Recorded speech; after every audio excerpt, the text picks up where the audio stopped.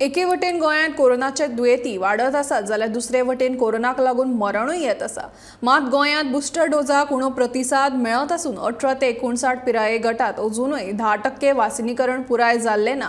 चवथीच्या काळात बुस्टर डोजाक सामको उणो प्रतिसाद मेळ्ळो। सध्या भलायकी खात्याच्या 40 केंद्रांनी बुस्टर डोस फुकट दितात, तरी लेगीत लोक हो डोस घेनात। 15 जुलय सावन 18 ते 59 पिराये गटांतल्या लोकांक बुस्टर डोस फुकट केला।